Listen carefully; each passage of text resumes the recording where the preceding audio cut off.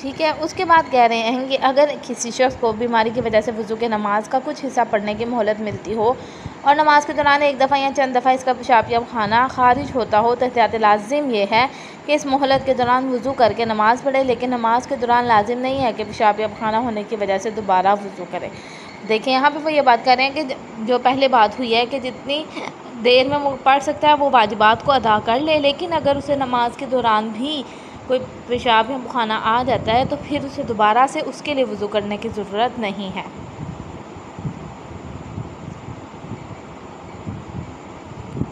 یہ کہہ رہے ہیں اگر کسی شخص کو پیشاب یا خانہ بار بار یوں آتا ہو کہ اسے وضو کر کے نماز کا کچھ حصہ پڑھنے کی بھی مہلت نہ ملتی ہو تو اس کا ایک وضو چند نمازوں کے لیے بھی کافی ہے۔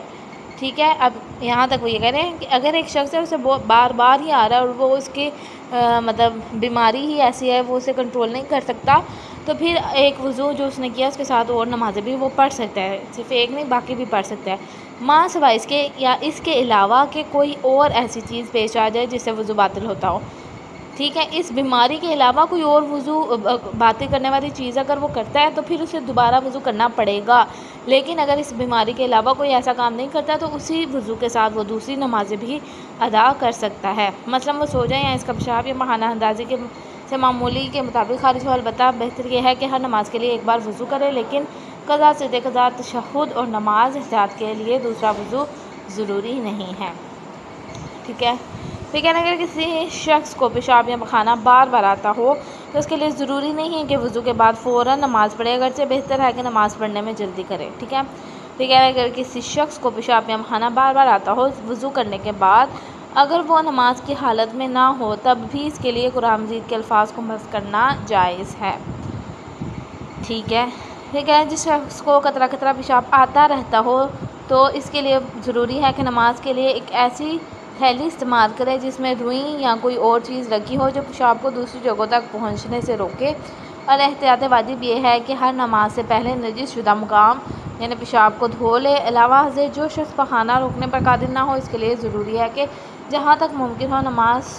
پڑھنے تک پخانے کو دوسری جگہوں تک پھیلنے سے روکے۔ احتیاط واجب یہ ہے کہ اگر باعث زحمت نہ ہو تو ہر نماز کے لیے موقت کو دھوئے۔ اب یہاں بھی یہ کہہ رہے ہیں کہ اگر ایک شخص ہے اسے بار بار قطرے آ ہی رہے ہیں، نماز کے دوران بھی آ رہے ہیں، تو اسے روکنے کے لیے کوئی روئی وغیرہ کا استعمال کر لیں تاکہ وہ کسی دوسری جگہوں تک نہ پھیلے، ٹھیک ہے، وہاں تک محدود رہے۔ اسی طرح پخانے کا بھی اگر پخانہ اسے بار بار آ رہا ہے تب بھی اسے روکنے کے لیے کوئی اہتمام کرے تاکہ وہ دوسری جگہ تک نہ پہنچے، اور ہر نماز کے لیے وہ اس جگہ کو دھوئے، ٹھیک ہے، اور پخانے والی جگہ کو بھی دھوئے اور صاف ہو کر پھر اگلی نماز کو پڑھے۔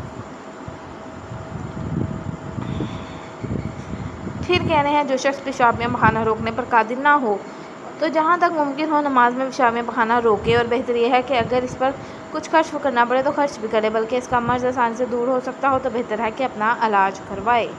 ٹھیک ہے، پھر کہہ رہے ہیں جو شخص اپنا پیشاب یا پخانہ روکنے پر قادر نہ ہو اس کے لیے صحت یاب ہونے کے بعد یہ ضروری نہیں کہ جو نمازیں اس نے مرض کی حالت میں اپنے فریضے کے مطابق پڑھی ہوں ان کی قضا کرے، لیکن اگر اس کا مرض نماز کے وقت کے دوران ہی دور ہو جائے تو احتیاط لازم کے نام پر ضروری ہے جو نماز اس وقت پڑھی ہو اسے دوبارہ پڑھے۔ اب یہاں پہ کہہ رہے ہیں کہ اگر ایک شخص ہے جو قدرت نہیں رکھتا کہ اپنے پیشاب یا پخانے کو روک سکے، اس حالت میں جو اس کا وظیفہ تھا اس نے اس کے مطابق نماز ادا کی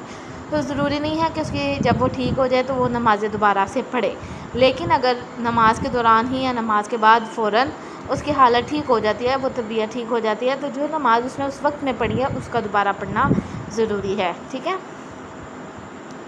پھر کہنا ہے اگر کسی شخص کو یہ عارضہ لاحق ہو کہ ریا روکنے پر قادر نہ ہو تو ضروری ہے کہ ان لوگوں کے فریضے کے مطابق عمل کرے جو پیشاب اور پخانہ روکنے پر قادر نہ ہوں، یعنی جو شخص یعنی گیس ہو گیا یا کوئی مسئلہ ہو گیا جو اگر وہ نہیں اپنے ریا کو روک سکتے یا کوئی بھی مسئلہ ہو گیا تو ان کا حکم بھی وہی ہوگا